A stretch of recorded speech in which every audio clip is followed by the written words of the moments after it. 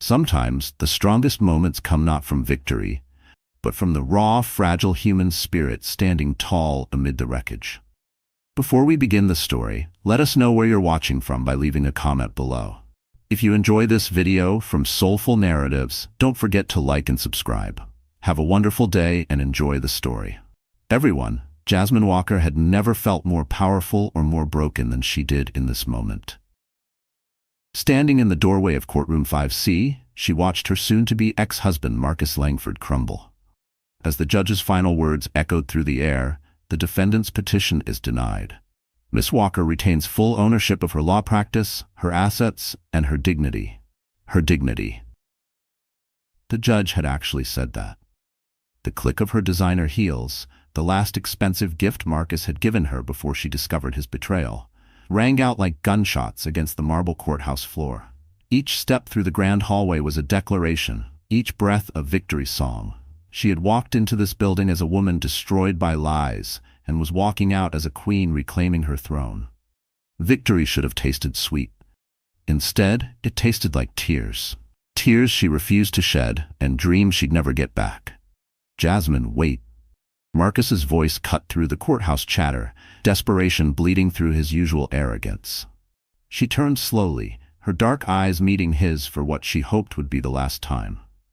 Even now, after everything, he was still handsome in that privileged way that had first attracted her, tall, well-dressed, with the kind of confident smile that money could buy.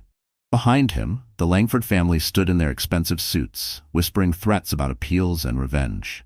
Marcus's mother, Claudine, with her perfectly styled silver hair and cold blue eyes, was already on her phone, no doubt summoning their army of lawyers.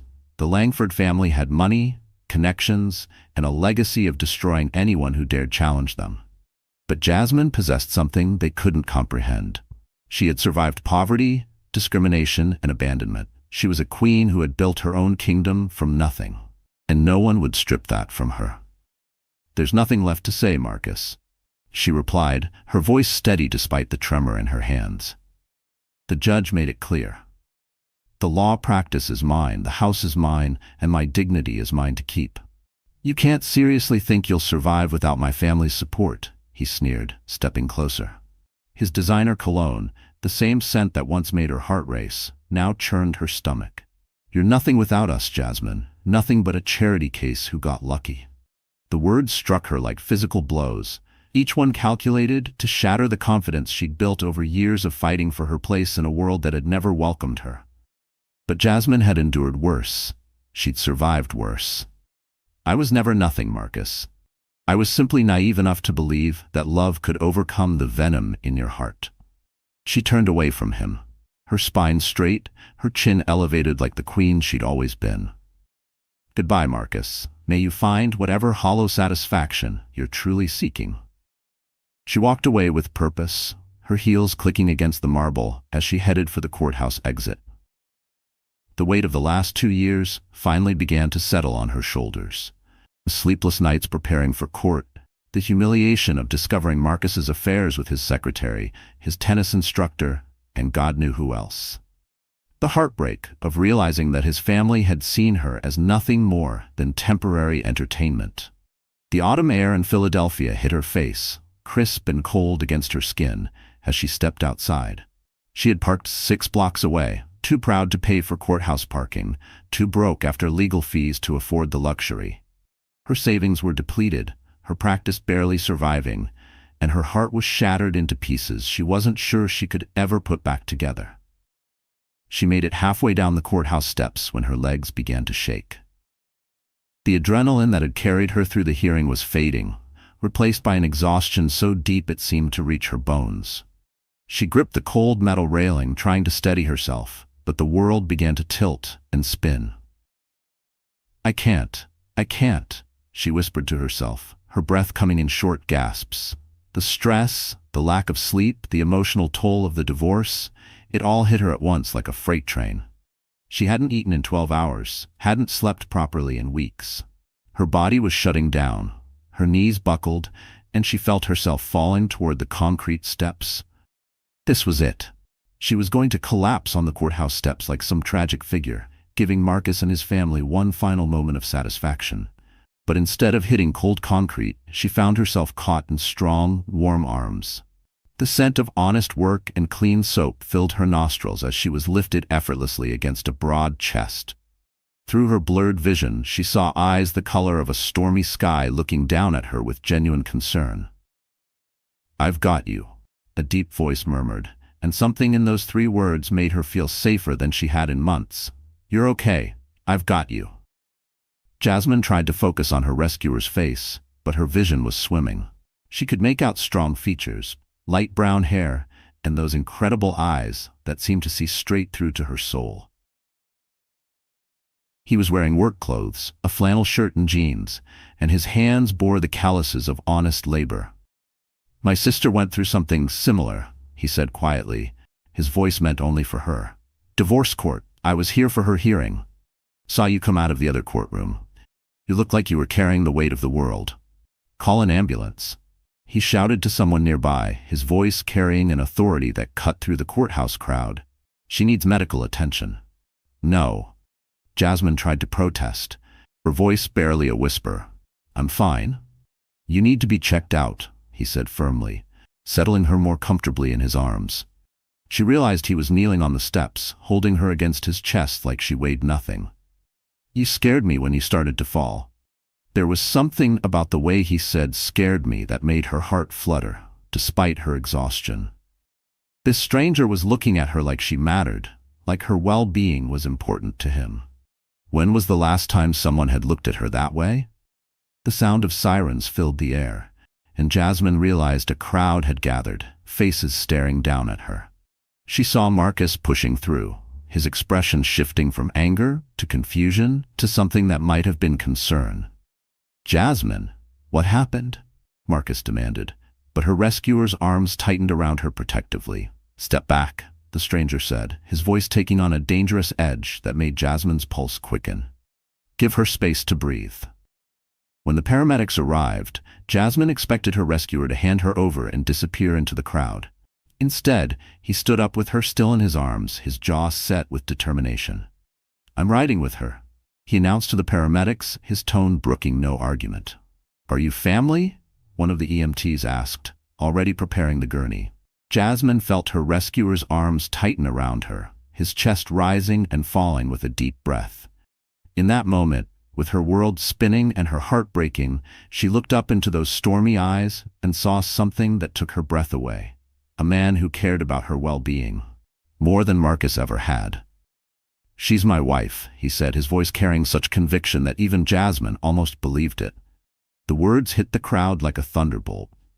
Marcus's face went white, his mother gasped audibly, and Jasmine felt her heart skip a beat. This stranger, this beautiful, gentle stranger was claiming her as his own. "Your wife?" Marcus sputtered, his voice cracking with disbelief. Her rescuer looked directly at him, his eyes blazing with protective fury. "That's right, my wife. And if you don't step back and let the paramedics do their job, we're going to have a problem." There was a silence that followed, thick, palpable, where Jasmine could feel the judgment in every pair of eyes watching them. Yet beside her stood this man, radiating calm, certainty, and something else she hadn't felt in so long it almost startled her: safety. As Jasmine was loaded onto the gurney, she caught Marcus's expression: shock, confusion, and something that looked almost like regret. For the first time since she'd known him, Marcus looked like a man who was realizing he'd lost something precious. She wanted to scream that it was too late, that all the apologies in the world wouldn't fix the years of damage, but her voice had no strength left. Her body was bruised, but her heart had been shattered long before today.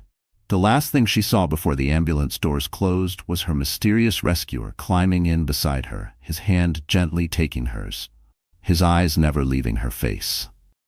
In that moment, as the sirens began to wail and they pulled away from the courthouse, Jasmine felt something she hadn't felt in years. Not just rescued, but seen, valued, as if this man had reached inside her chaos and reminded her she was worth defending. She felt like a queen being rescued by her king. And somewhere in the crowd behind them, Marcus watched the ambulance disappear. finally understanding that he had lost the most incredible woman he'd ever known to a man who had claimed her as his own in less than 5 minutes. The queen had fallen, but she hadn't fallen alone. She whispered, her voice rough from exhaustion. "Hi. Hi yourself," he replied, and the gentleness in his tone made her heart flutter. "How are you feeling?" "Like I was hit by a truck," she admitted, trying to sit up. Immediately, he was on his feet, helping her adjust the hospital bed, his hands careful and warm against her arms. His touch was steady, comforting in a way that felt disarmingly intimate, like he'd known exactly how to hold her without making her feel fragile. "The doctor said you were dehydrated and exhausted. When's the last time you ate a real meal?" Jasmine thought about it and realized she couldn't remember. "I don't know, maybe 2 days ago." His jaw tightened and she saw something dangerous flash in his eyes. "2 days? Jesus, Jasmine. You know my name?" she said, surprised. "I asked the nurses. I hope that's okay."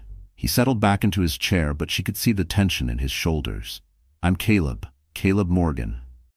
"Caleb," she repeated, liking the way his name felt on her tongue. "Thank you for everything. You didn't have to stay." "Yes, I did." His voice was firm, leaving no room for argument. "Someone needed to make sure you were okay." "But you told them I was your wife." The words hung in the air between them, and Jasmine felt her cheeks warm. "Why did you do that?" Caleb was quiet for a long moment, his eyes studying her face like he was memorizing every detail. His gaze wasn't just focused, it was reverent, like she was something rare and precious. "Because you looked like you needed someone to claim you, to protect you." He paused, running a hand through his hair. "And because that bastard ex-husband of yours was looking at you like you were something he could throw away." The fierce protectiveness in his voice made her breath catch. "You don't even know me." "I know enough." He leaned forward, his elbows resting on his knees. "I know you're a lawyer who just won a difficult case. I know you're strong enough to walk out of that courthouse with your head held high, even when you were falling apart inside. I know you're beautiful enough to stop traffic, and I know that any man who would hurt you is a fool." Jasmine felt tears prick at her eyes. She had fought so long to be seen, not just for her victories in court, but for the silent battles she waged every day. And here was this man. Seeing her so clearly, it almost hurt. "You don't understand. I'm not someone men fight for. I'm not someone men claim." "Then you've been meeting the wrong men." The simple statement hit her like a physical blow. She stared at him, this gentle giant in work clothes and worn boots, and felt something shift inside her chest. "I should go," she said suddenly, throwing back the hospital blanket. "I have work to do, bills to pay." "Whoa, hold on." Caleb was on his feet again. His hands, gentle but firm, rested on her shoulders. "The doctor wants to keep you overnight for observation. You can't just walk out of here." "I can't afford to stay overnight," Jasmine said, the words tumbling out before she could stop them. "I don't have insurance that covers this, and I just spent everything I had on legal fees." Caleb's expression softened, and he sat on the edge of her bed, close enough that she could smell his cologne, something clean and masculine that made her want to lean into him. "Don't worry about that," he said quietly. "I'll take care of it." "No." Jasmine shook her head firmly. "I don't accept charity. I don't accept handouts. I've been taking care of myself since I was 16, and I'm not going to stop now." "It's not charity," Caleb said, his voice patient. "It's what someone does when they care about another person." "You don't know me well enough to care about me." Caleb was quiet for a long moment, his eyes never leaving hers.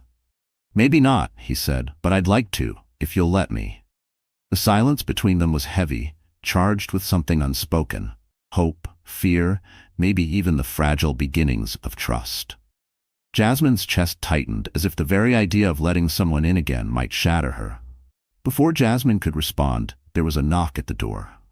A nurse entered with a cheerful smile, carrying a tray that smelled like heaven. "Good evening, Mrs. Morgan," the nurse said, setting the tray on Jasmine's bedside table. "Your husband insisted on ordering from the Italian place down the street instead of hospital food. He said you needed something that would actually give you strength." Jasmine's eyes widened as she looked at the tray. Homemade minestrone soup, fresh bread, and what looked like the best lasagna she'd ever seen. Her stomach growled audibly. "Thank you," Caleb said to the nurse, his tone suggesting this was perfectly normal. "Could you give us a few minutes?" When the nurse left, Jasmine turned to stare at him. "Mrs. Morgan?" "I had to keep up the story," he said with a shrug, though she could see the blush creeping up his neck. "Besides, you need to eat, and hospital food is terrible." "You can't just take care of me like this," Jasmine protested, even as she reached for the soup. The first spoonful was warm and perfect, and she had to suppress a moan of pleasure. It was more than food. It was safety, a kindness so foreign, so undeserved in her mind, that it brought an ache to her throat. "Why not?" he asked. "Because I don't know you. Because you're a stranger. Because—" She paused, searching for the real reason. "Because people don't just do this. Not for me." Caleb's expression grew serious. "Jasmine, can I ask you something?" She nodded, still eating the soup like she hadn't seen food in days. "What happened to you? Who hurt you so badly that you can't believe someone would want to take care of you?" The question hit her like a physical blow, and she set down her spoon with trembling hands. "I can't." "You don't have to tell me," Caleb said quickly. "But I want you to know that whatever happened, it doesn't define you. You're worth caring for. You're worth protecting." Jasmine felt tears spill down her cheeks before she could stop them. "You don't understand. I've never been enough. Not for my father, who left when I was born. Not for my mother's boyfriends, who saw me as an inconvenience. Not for Marcus, who—" She stopped, unable to finish. "Who?"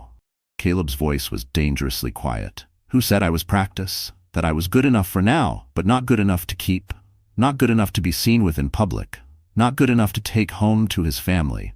The words poured out of her like blood from a wound. "He said I was entertaining, but I wasn't wife material. Not for a man like him." Caleb stood up so fast his chair scraped against the floor. Jasmine could see his hands clenched into fists, his jaw tight with rage. "That son of a bitch," he said, his voice low and dangerous. "I should have hit him when I had the chance." "Caleb, no, listen to me." He turned back to her, his eyes blazing with an intensity that took her breath away. "Everything he said was a lie." His voice trembled slightly, not from weakness but from the depth of emotion held just below the surface. His fury wasn't about ego. It was about justice. About a man finally seeing the hurt written on a woman's soul and not turning away. "You are magnificent, Jasmine. You are brilliant and strong and beautiful, and any man who can't see that is blind." "You don't know me," she whispered. "I know enough." He sat back down, reaching for her hands. "I know you're a fighter. I know you're someone who stands up for what's right. I know you're someone who deserves to be loved, completely, honestly, and forever." His hands, rough from labor, were warm and steady. She felt the strength in his touch, not controlling but grounding, like an anchor in a storm. Jasmine stared at him, this man who had appeared out of nowhere and was speaking to her like she was precious. "Who are you, Caleb Morgan?" "I'm just a guy who works with his hands and believes in treating people right," he said, squeezing her fingers gently. "I'm a guy who thinks you're the most incredible woman he's ever met, and who would like very much to prove to you that good men still exist." "I don't date," Jasmine said quickly. "I can't." "I'm not asking you to date me," Caleb said with a gentle smile. "I'm asking you to let me be your friend, to let me bring you soup when you're sick and make sure you eat real food. To let me be someone you can count on." Jasmine looked into his eyes and saw something she hadn't seen in years, genuine care, with no agenda, no expectation of return. It disarmed her. That kind of kindness wasn't something she knew how to handle. She had braced for manipulation, for pity, but instead found a presence that asked for nothing but allowed everything. This man was offering her friendship with no strings attached, and it terrified her. "I don't know how to do this," she admitted. "Neither do I," Caleb said with a laugh. "But maybe we can figure it out together." Outside, the rain continued to fall. But inside the hospital room, something warm, fragile, and precious was beginning to bloom. Jasmine didn't know what to call it yet, but for the first time in months, she wasn't facing the future alone. And Caleb Morgan, billionaire CEO pretending to be a simple working man, looked at the woman in the hospital bed and knew his life had just changed forever. Chapter 3. Love's First Whisper. 3 days after her collapse, Jasmine was beginning to believe in miracles. She stood in front of the bathroom mirror in her small apartment, staring at her reflection and hardly recognizing the woman looking back at her. For the first time in months, her dark eyes held a spark of something that looked suspiciously like hope. Her phone buzzed on the counter, and she smiled before even looking at the screen. She already knew who it was. "Good morning, beautiful. Did you eat breakfast?" "Good morning to you too. And yes, I had the eggs and toast you brought yesterday." "Good. I was thinking about lunch. There's this little soul food place on Linmore that makes the best cornbread in Philly. Want to try it?" Jasmine's fingers hovered over the phone. In the 3 days since the hospital, Caleb had texted her every morning and evening, brought her groceries, and somehow managed to make her laugh, even when she was drowning in work. He was keeping his promise to be her friend, but the way he looked at her made her heart race in ways she hadn't felt in years. "Jasmine, I'd like that. But I'm paying for my own meal." "We'll see about that." "Caleb, I'm serious. I don't want you spending money on me." "It's just lunch, Jasmine. Friends buy each other lunch." She stared at the message, her heart doing that fluttery thing it did whenever he called her his friend. The word should have felt safe, comfortable. Instead, it felt like a beautiful lie they were both telling themselves. "Okay, but somewhere cheap. Trust me, I know just the place." An hour later, Jasmine stood outside Mama Rose's soul kitchen, watching Caleb walk up the street toward her. He was wearing jeans that had seen better days and a simple button-down shirt that looked like it had come from a thrift store. His hair was slightly damp, like he'd rushed to shower after work, and he carried himself with the easy confidence of a man who worked with his hands. "You look beautiful," he said when he reached her, and the way he said it made her believe it might be true. "You look like you came straight from a job site," she replied, trying to keep her tone light even though her pulse was racing. "I did." He held up his hands, showing her the calluses on his palms. "Sorry if I smell like sawdust and paint." "You smell like honest work," Jasmine said, and meant it. "I like it." Something flickered in Caleb's eyes, and for a moment she thought she saw him hesitate, but then he smiled and gestured toward the restaurant. "Shall we?" Mama Rose gets cranky if people stand around blocking her door. Inside, the restaurant was exactly what Jasmine had expected. Checkered tablecloths, mismatched chairs, and the kind of warmth that only came from family recipes and genuine love. The air was thick with the smell of cornbread and collard greens, and Jasmine felt her stomach growl in response. "Caleb." A large woman with graying hair and a smile that could light up a room emerged from behind the counter. "Baby, where have you been? I haven't seen you in ages." "Hey, Mama Rose," Caleb said, accepting a hug that would have crushed a smaller man. "I've been busy with work. This is Jasmine, the friend I told you about." Mama Rose turned her attention to Jasmine, her sharp eyes taking in every detail. "So you're the one who's got our Caleb all twisted up. Girl, you are even prettier than he said, and he's been singing your praises like a man struck by lightning." "He has not," Jasmine protested, but she could feel her cheeks warming. "Oh, honey, yes he has." Mama Rose laughed, a rich sound that filled the restaurant. "He came in here yesterday asking what kind of food would help a woman recover her strength. Talking about how you've been working too hard and not eating enough. That man is completely smitten." The words sank into Jasmine like sunlight through cold glass. She wasn't used to being talked about like she mattered, like her well-being was something worth caring about. "Mama Rose?" Caleb said, his voice carrying a warning that only made the older woman laugh harder. "Don't you Mama Rose me, boy. I've been watching you for 3 years, and I've never seen you bring a woman in here. This one must be special." Jasmine felt her heart skip as she glanced at Caleb. He was looking at her with an expression she couldn't quite read, something tender and vulnerable that made her want to reach out and touch his face. "She is special," he said quietly. The simplicity of the words shattered something inside her. She wasn't just tolerated. She wasn't someone he was helping out of pity. To him, she was special, and the words hit her like a physical caress. Mama Rose seated them at a corner table, close enough that their knees brushed when they settled down. Jasmine tried to focus on the menu, but she was acutely aware of Caleb beside her. The way he tapped his fingers rhythmically on the table when thinking, the way he kept stealing glances at her as if ensuring she was really there. "So what's good here?" she asked, attempting to break the tension. "Everything," Caleb said. "But the fried chicken is legendary, and the mac and cheese?" He paused, closing his eyes and making a sound that was almost sinful. "Should probably be illegal in several states." Jasmine laughed, and the sound surprised her. When had she last laughed like that? Light, free, and completely uninhibited. "I'll have the fried chicken then," she decided. "And the mac and cheese that's probably illegal? Make that too." "Coming right up," Caleb called to Mama Rose, who was already heading toward the kitchen. "And cornbread," Mama Rose called back. "Extra butter for the skinny girl." When they were alone again, Caleb reached across the table and touched Jasmine's hand. "You doing okay? You seem tense walking in here." "Better now," she said, realizing it was true. "I slept through the night for the first time in months." "Good, you needed it." His thumb traced gentle circles on her knuckles. "Can I ask you something?" "Sure." "What made you want to be a lawyer?" Jasmine was quiet for a moment, surprised by the question. "My mother," she said finally. "She was gorgeous, the kind of beautiful that stops traffic, but she was also poor, black, and young. Men took advantage of that." Caleb's jaw tightened, but he didn't interrupt. "When I was 7, she started dating this man, Charles Whitaker. He was wealthy, sophisticated, everything she'd ever dreamed of. He swept her off her feet, promised her the moon." Jasmine's voice grew bitter. "He moved us into his mansion, bought us nice clothes, made us feel like we finally belonged. What happened? I happened." Jasmine pulled her hand away, wrapping her arms around herself.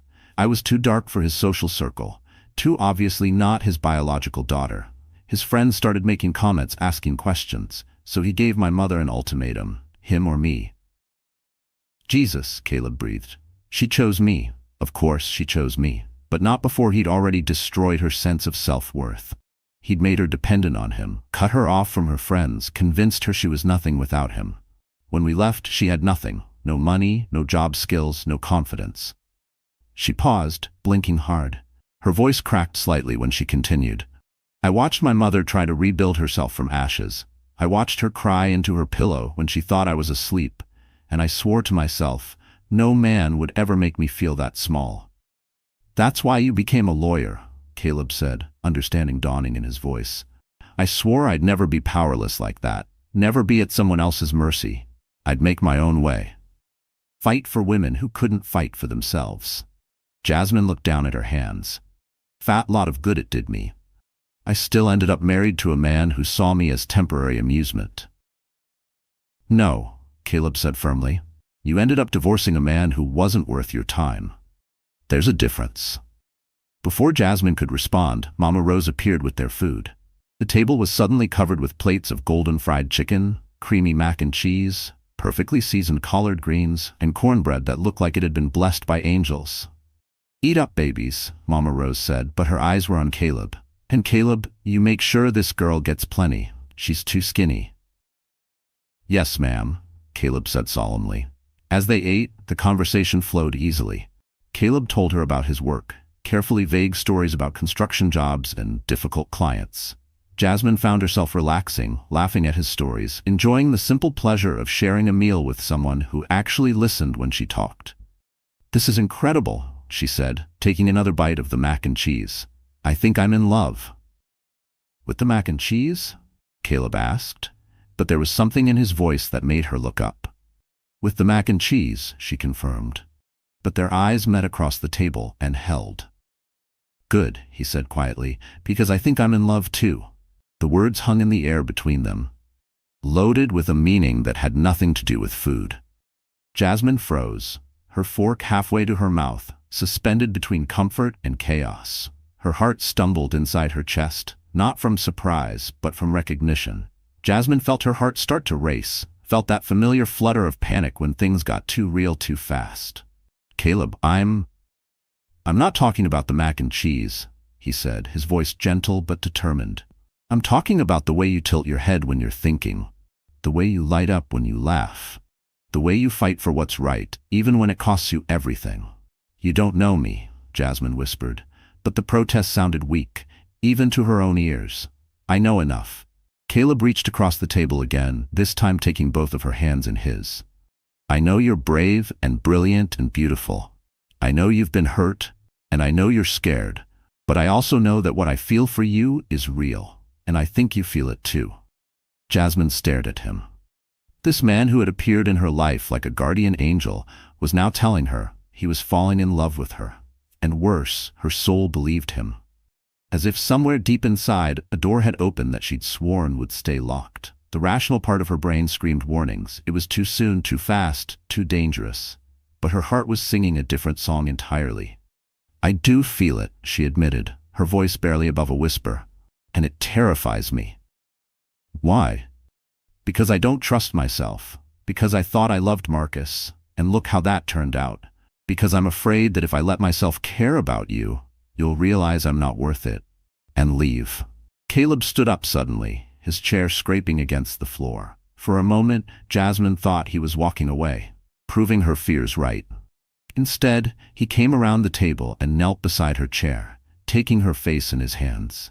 Jasmine Walker, he said, his voice rough with emotion, you are worth everything. You are worth fighting for, worth protecting, worth loving with everything I have, and I'm not going anywhere.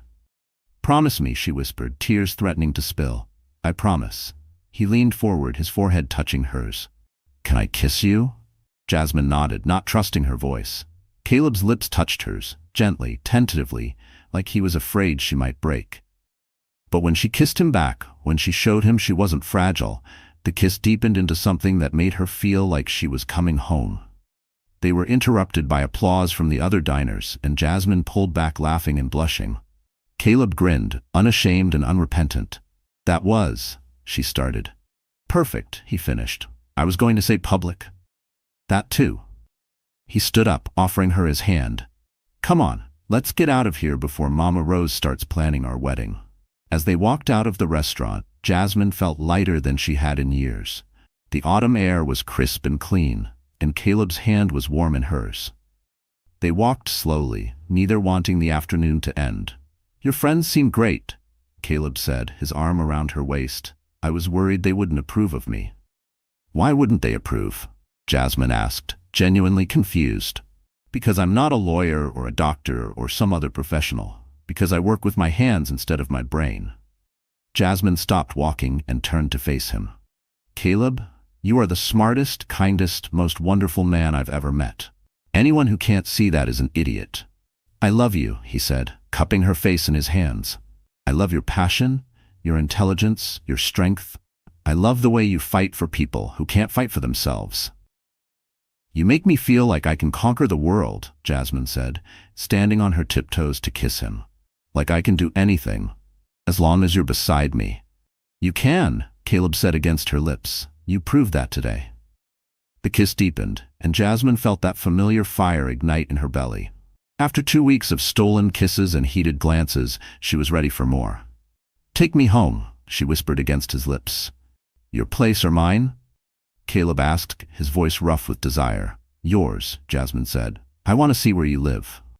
20 minutes later, Caleb was opening the door to a modest apartment in a working-class neighborhood.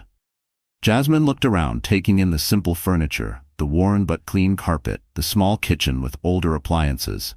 It's perfect, she said, and meant it. It feels like you. Honest and a little rough around the edges? Caleb asked. Warm and real and wonderful, Jasmine corrected, wrapping her arms around his neck. Their lovemaking was slow and tender, full of whispered endearments and gentle touches. Caleb worshipped her body like she was something precious, something sacred. He made her feel beautiful, desired, cherished in ways she'd never experienced. Every kiss felt like a vow, every caress a silent promise. Jasmine clung to him, not just physically, but emotionally, allowing herself to believe that this moment, this man, might be different, might be safe.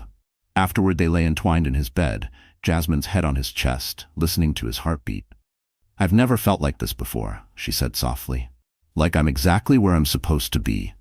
You are, Caleb said, his fingers tracing patterns on her shoulder. You're exactly where you're supposed to be. Promise me something, Jasmine said, tilting her head to look at him. Anything. Promise me we'll always be honest with each other. Promise me we'll always talk about things, even when it's hard. Caleb's body tensed slightly. "I promise," he said, his voice thick with emotion. "I promise I'll always be honest with you." "Good," Jasmine said, settling back against his chest, "because I can't survive another relationship built on lies." Her words weren't just a boundary, they were a plea, a quiet, desperate hope that this time she wouldn't be betrayed, that maybe love didn't always have to hurt.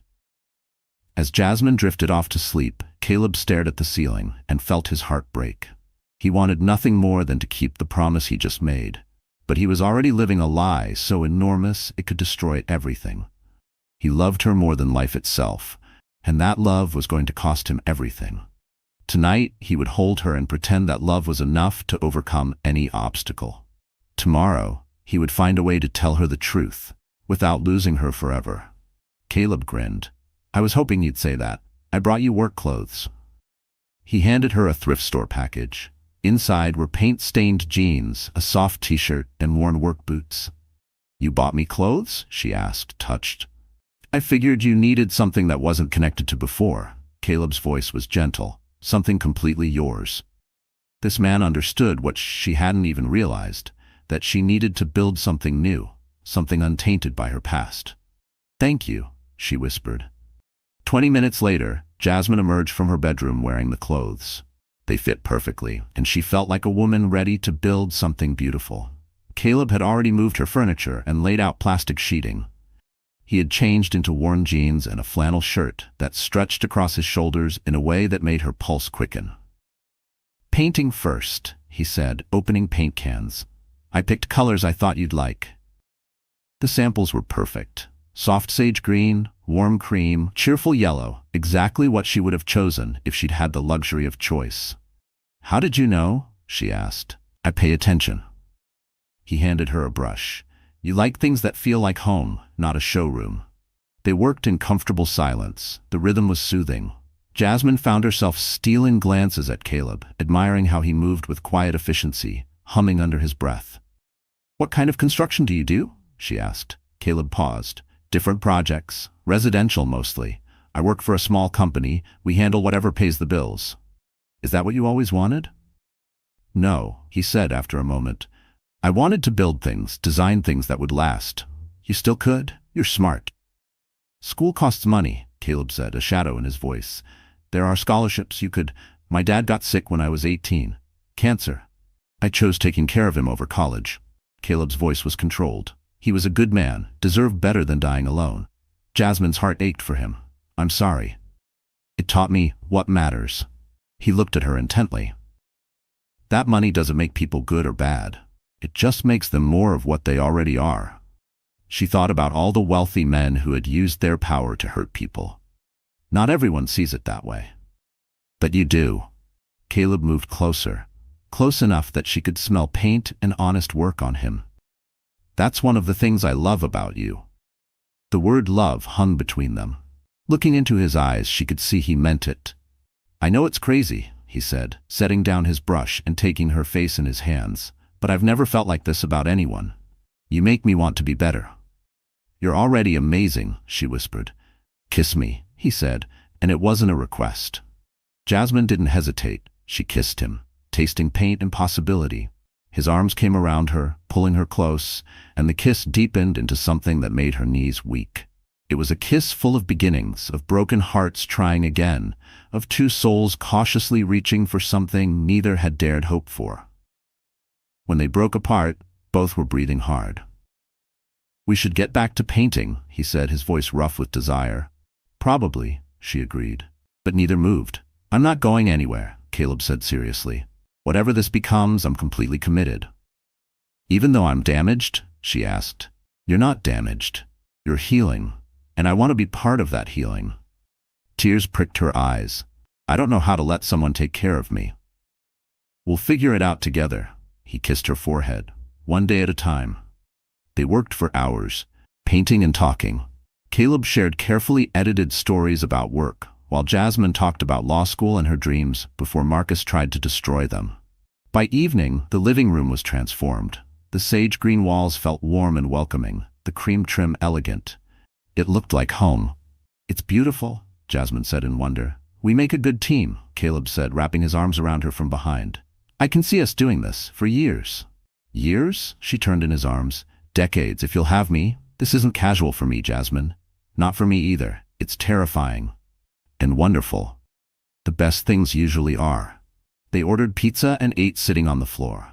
Jasmine shared her biggest dream, opening a legal clinic for women who couldn't afford lawyers. That's beautiful, Caleb said, genuine admiration in his voice. What's stopping you? Money, time, the fact that I can barely keep my practice afloat. Those are just obstacles, not insurmountable ones. Easy to say when you don't have a dream that costs more than you could make in a lifetime. Caleb was quiet, then spoke carefully. What if you had help, financial backing? From where? I don't have wealthy friends or family money. I'm just a girl from the projects who got lucky. There are grants, foundations, people who believe in causes like yours. Maybe someday, when I've proven myself. Why not now? Caleb asked. Why wait? Jasmine looked at this man who seemed to believe she could do anything. His unwavering faith in her felt like both a gift and a burden. She wasn't used to being someone's hope. And yet in his eyes, she saw the reflection of the woman she wanted to become. Because I'm scared. I've lost so much already. You won't lose. Not with me beside you. I believe in you, Jasmine. I believe in us. Surrounded by evidence of their shared work, Jasmine felt real hope for the first time in years. Maybe, just maybe, she could have the life she'd always dreamed of. Hope felt like a fragile bird fluttering in her chest, tentative but alive. Something she hadn't dared to believe in for a long time. But Caleb, billionaire CEO pretending to be a working man, wondered how much longer he could maintain this deception. How long before she discovered he already had the power to make all her dreams come true, and how much it would break her to learn he had held back something so big, not out of malice, but out of fear. The fear of losing her trust. The fear of watching that light in her eyes dim once she learned the truth. How long before she realized the man she was falling in love with was living a lie. Chapter 5. The Soul Connection. Jasmine had never believed in soulmates, until she watched Caleb hold her hand while she fell apart. She sat in her car outside the courthouse, her hands trembling as she clutched the case file that could change everything. Inside those manila folders was the story of Isabella Cruz, a young mother whose wealthy husband was trying to take her children away, claiming she was unfit because she couldn't afford the lifestyle he wanted for them. It was Jasmine's biggest case since the divorce, and she was terrified she'd fail. You can do this, she whispered to herself, but her voice sounded hollow in the empty car. You have to do this. Her phone buzzed with a text from Caleb. Caleb, how are you feeling about today? Jasmine, terrified. This case, it's everything I've been working toward. But what if I'm not good enough? What if I let her down? Caleb, you won't. You're the most brilliant lawyer I know. I'm the only lawyer you know. That doesn't make it less true. You've got this. Beautiful. I believe in you. His words wrapped around her like armor, not flashy or grand, but solid and unwavering. He didn't just believe in her ability. He believed in her strength, her soul, her why. Jasmine felt some of the tension leave her shoulders. Over the past 2 weeks, Caleb had become her anchor, her safe harbor in a storm she hadn't even realized she was weathering. He brought her coffee in the mornings, stayed up late helping her prepare for cases, and held her when the weight of other people's pain became too much to bear. And he never once asked her to be anything other than exactly who she was. That kind of support, that kind of presence, it was more intimate than any kiss, more sacred than any promise. Jasmine, I love you. She typed the words before she could stop herself, then stared at the screen in horror. They hadn't said it yet, not out loud, not in text. The words hung there on her phone like a confession she wasn't ready to make. Her phone rang immediately. Jasmine, Caleb's voice was warm and rich, full of something that made her heart race. Do you mean that? She closed her eyes, taking a shaky breath. Yes, I mean it. I love you, Caleb. I know it's crazy. I know it's too soon, but I love you. Thank God, he said, and she could hear the relief in his voice. Because I love you too. I've been dying to say it, but I didn't want to scare you. You don't scare me, Jasmine said. You make me feel brave. Good, because you need to be brave today. You need to walk into that courthouse and show everyone what I already know, that you're magnificent. Jasmine felt tears prick her eyes. I wish you could be there with me. I'll be there, Caleb said immediately. I'll take the day off work. I'll be in the gallery, and every time you feel scared, you just look at me and remember that I love you. You can't take the day off, Jasmine protested. You'll lose money. You can't afford to lose. Jasmine, Caleb's voice was firm. There is nothing more important to me than being there for you. Nothing. 2 hours later, Jasmine stood in front of the judge, her closing argument flowing from her lips like a prayer. She talked about Isabella Cruz, a woman who had given up her career to raise her children, who had been emotionally abused by a man who used his wealth as a weapon, who deserved the chance to rebuild her life, with her children by her side. Your Honor, Jasmine said, her voice growing stronger with each word. This case isn't about money. It's about what kind of society we want to be. Do we want to be a society that says children belong with the parent who can buy them the most expensive toys? Or do we want to be a society that says children belong with the parent who loves the most? She caught Caleb's eye in the gallery, and the pride and love she saw there gave her the strength to continue.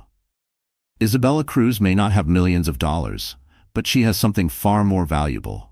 She has a mother's love. She has the courage to fight for her children, even when the odds are stacked against her. She has the strength to rebuild her life from nothing, to create a home filled with love instead of fear. When the judge ruled in Isabella's favor, Jasmine felt her knees nearly buckle with relief. She turned to find Caleb pushing through the crowd, his face radiant with joy and pride. You did it, he said, sweeping her into his arms. You were incredible. We did it, Jasmine corrected, holding him tight. I couldn't have done it without you. Yes, you could have, Caleb said, pulling back to look at her. But I'm glad you didn't have to. That evening, Jasmine's law school friends threw an impromptu celebration at their favorite bar.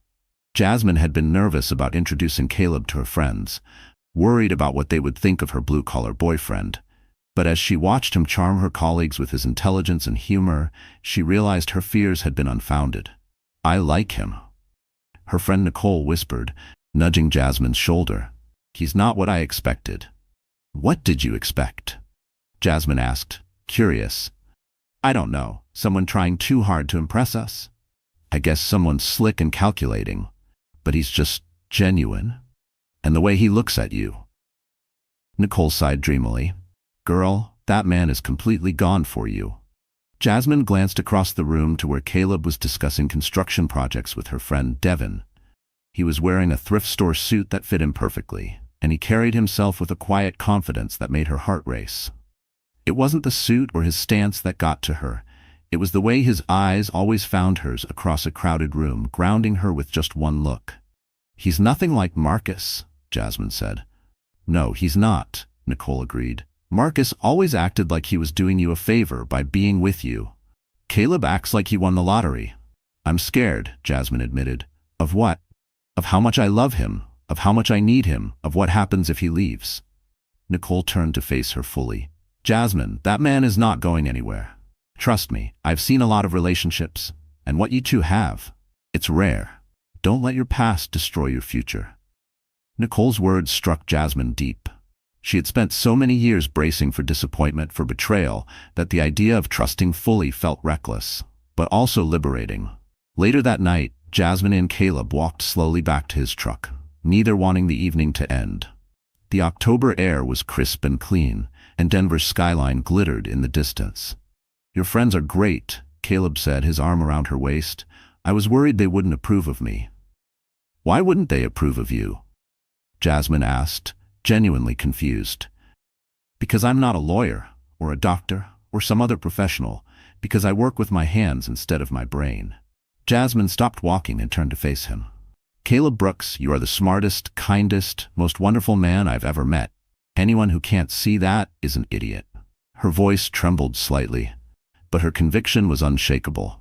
For the first time in a long time, she wasn't just defending someone else, she was claiming her own joy. I love you, he said, cupping her face in his hands. I love your passion, your intelligence, your strength. I love the way you fight for people who can't fight for themselves.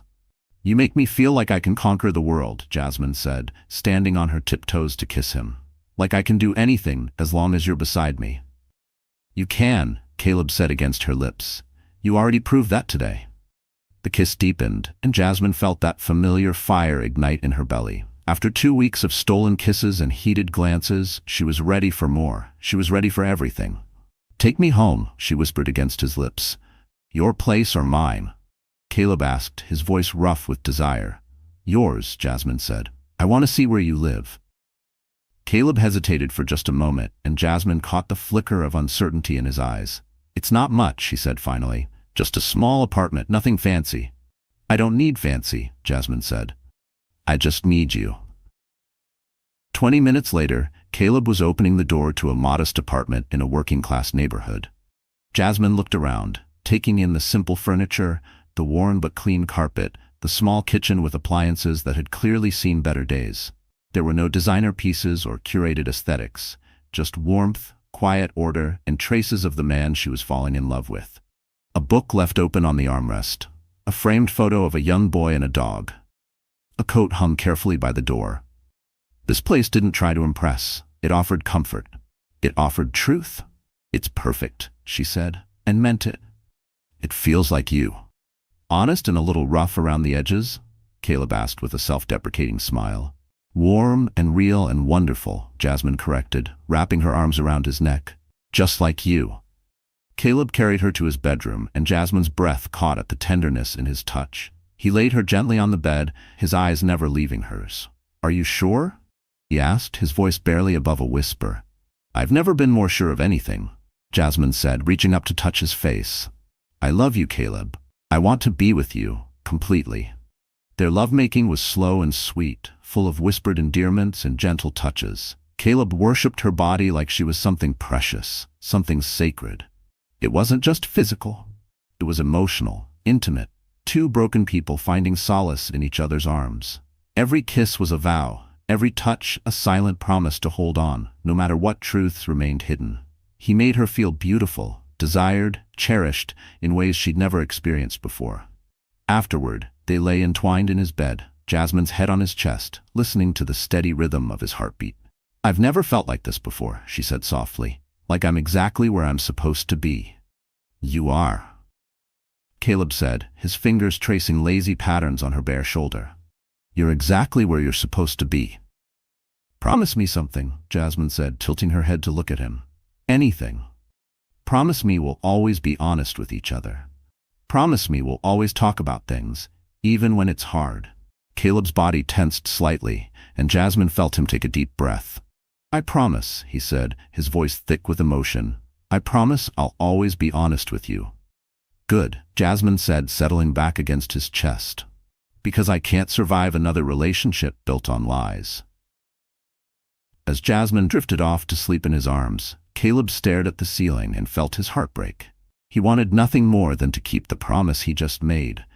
But he was already living a lie so big it could destroy everything they'd built together. He loved her more than he'd ever loved anyone, and that love was going to cost him everything. She stood in her apartment, staring at the weekend bag on her bed, her heart racing with an emotion she couldn't quite name. Caleb had surprised her with a weekend getaway, and for the first time in her life, she was going away with a man she truly loved. It's just camping, she told herself, but her reflection in the mirror looked skeptical. It's not like he's taking you to Paris. The truth was, she wouldn't have wanted Paris. The fact that Caleb had planned something simple, something within his means, made it more precious than any expensive resort ever could have been. He was giving her what he could afford, and that meant everything to her. Her phone buzzed with a text. Caleb, ready for our adventure? I'm downstairs. Coming down. I packed way too much for camping. We'll figure it out. I love you. I love you too. The words still felt new on her tongue, still sent shivers down her spine every time she typed them. 3 weeks of loving Caleb Brooks, and she was still amazed that this beautiful gentleman was hers. Jasmine grabbed her bag and headed downstairs, her heart fluttering with anticipation. She found Caleb leaning against his truck, and the sight of him made her breath catch.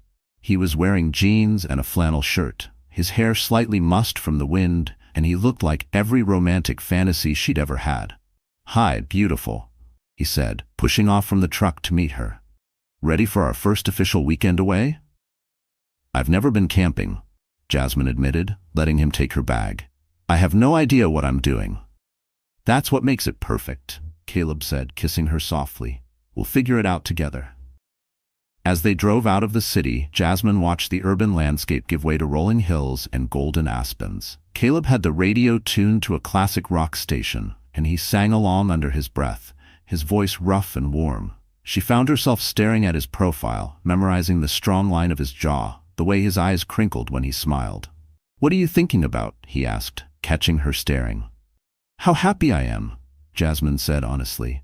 "How I never thought I could feel this way about anyone." "How do you feel?" Caleb asked, his voice soft. "Safe," Jasmine said, the word coming out before she could stop it. "Like I can be myself with you, like I don't have to pretend to be someone else to keep you interested." Caleb's hands tightened on the steering wheel, and Jasmine caught the flash of something painful in his eyes. "You never have to pretend with me," he said. "I love you exactly as you are." "Good," Jasmine said, reaching over to touch his hand. "Because I'm tired of pretending. I spent 2 years pretending to be the kind of woman Marcus wanted, and it nearly destroyed me." "You're perfect," Caleb said, bringing her hand to his lips. "Don't let anyone ever tell you otherwise." They drove in comfortable silence for a while, the autumn landscape flowing past the windows. Jasmine felt a peace she hadn't experienced in years, a contentment that went bone deep. This was what love was supposed to feel like. Easy, natural, like coming home. "So, where exactly are we going?" she asked as Caleb turned onto a dirt road. "It's a surprise," Caleb said, but there was something in his voice that made her look at him more closely. "I found this place online. It's supposed to be special." 20 minutes later, Jasmine understood what he meant. The campsite looked like something out of a fairy tale, a clearing beside a crystal-clear lake, surrounded by aspen trees glowing gold in the afternoon sunlight. There was a fire pit, a picnic table, and enough space for their tent. But they were completely alone.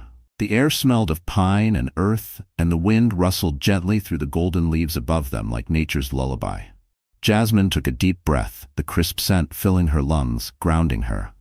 This wasn't just a campsite, it was a sanctuary. "Caleb," Jasmine breathed, climbing out of the truck. "This is incredible." "I hoped you'd like it," Caleb said, but she could hear the nervousness in his voice. "I know it's not fancy." "It's perfect," Jasmine said, wrapping her arms around his neck. "It's absolutely perfect." As they set up their tent, Jasmine couldn't help but notice how smoothly everything went. Caleb seemed to have thought of everything. Extra blankets, a cooler packed with her favorite foods, even a small camping stove for making coffee in the morning. There was even a folded paperback novel tucked in the corner of the tent. Her favorite author. Jasmine stared at it, a lump forming in her throat. He had listened. Really listened. "You really planned this out," she said, impressed by his thoroughness. "I wanted this to be special," Caleb said, his voice sincere. "I wanted to give you something beautiful." "You did," Jasmine said, standing on her tiptoes to kiss him. "You gave me you." That evening, they sat by the fire, Jasmine nestled between Caleb's legs as they watched the flames dance against the darkening sky. The lake reflected the stars, and somewhere in the distance, an owl called out into the night. The silence wasn't empty. It was full of meaning, full of comfort. She leaned into him like he was a lighthouse and she was tired of drifting. "I could stay here forever," Jasmine said, leaning back against Caleb's chest. "So could I," Caleb said, his arms tightening around her. "Just you and me, and all the time in the world." "Tell me about your dreams," Jasmine said suddenly. "Your real dreams, not the practical ones." Caleb was quiet for a long moment, his chin resting on top of her head. "I dream about building something lasting," he said finally. "Something that matters. I dream about having a family, kids who grow up knowing they're loved. I dream about waking up every morning, next to the woman I love, and knowing that she loves me back." "What else?" Jasmine prompted, sensing there was more. "I dream about changing the world, even just a little, about using whatever talents I have to make life better for people who need help." Caleb's voice grew passionate. "I dream about being the kind of man who deserves someone like you. You already are that man, Jasmine said, turning in his arms to face him. You're exactly the man I've been waiting for my whole life. Am I? Caleb asked, and there was something vulnerable in his voice that made her heart ache. Yes, Jasmine said firmly. You're kind and strong and honest. You work hard for what you have. You treat me like I'm precious. You make me feel like I'm worth fighting for. Caleb's eyes filled with tears and he pulled her closer. I love you so much it scares me sometimes, he said. I love you so much I don't know how I lived without you. You don't have to live without me, Jasmine said, her own eyes filling with tears. I'm not going anywhere, Caleb. I'm yours, completely. Promise me, Caleb said, his voice urgent. Promise me that when things get hard, when life gets complicated, you'll remember this moment. You'll remember how much we love each other. I promise, Jasmine said, confused by the intensity in his voice. But why are you talking like something's going to happen? Because I know how easy it is to lose the good things in life, Caleb said. I know how quickly everything can change. I just want to make sure you know how much you mean to me. Jasmine kissed him then, pouring all her love and reassurance into the contact. Nothing's going to change, she whispered against his lips. We're going to be okay. They made love under the stars, their bodies moving together with a passion that felt sacred, eternal. Caleb worshipped her with his hands and his mouth, whispering words of love and adoration that made her feel like a goddess. When they finally came together, it was with a desperation that spoke of souls recognizing their perfect match. Afterward, they lay entwined in their sleeping bags, Jasmine's head on Caleb's chest, listening to the sound of the lake lapping against the shore. I want to have your babies, Jasmine said suddenly, the words tumbling out before she could stop them. Caleb's body went still beneath her. What? I want to have your babies, Jasmine repeated, mortified but unable to take it back. I want to build a life with you, a family. I want to wake up every morning for the rest of my life and know that you're mine. Jasmine? Caleb's voice was thick with emotion. I know it's too soon, Jasmine said quickly. I know we haven't talked about it, but I love you so much and I can't imagine my future without you in it. I can't imagine my future without you either, Caleb said, his arms tightening around her. I want all of that with you, the babies, the life, the forever. Really? Jasmine lifted her head to look at him. Really, Caleb said, cupping her face in his hands. I want to give you everything, Jasmine. Everything you've ever dreamed of. I don't need everything, Jasmine said. I just need you. What if I could give you more? Caleb asked, his voice careful. What if I could help you start that legal clinic you talked about? What if I could help make your dreams come true? Jasmine frowned. How? You're a construction worker, Caleb. You don't have that kind of money. Maybe not now, Caleb said, but someday. When I've saved enough. When I've built up my business. You want to start your own business? Jasmine asked, surprised. Maybe eventually, he said. If I could find the right investors, the right backing.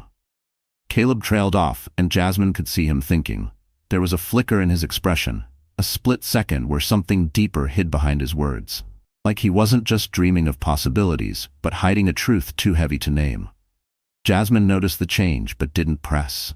Not yet. That's a beautiful dream, Jasmine said. But I don't love you for what you might have someday. I love you for who you are right now. I know, Caleb said, and his voice was heavy with something that sounded like regret. His thumb brushed against her cheek, slow and reverent, like she was something fragile he didn't want to shatter. I just want to be able to give you the world. You already have, Jasmine said, settling back against his chest. You've given me love, respect, partnership. You've given me a reason to believe in happy endings again. As Jasmine drifted off to sleep in his arms, Caleb stared up at the star-filled sky and felt his heart breaking.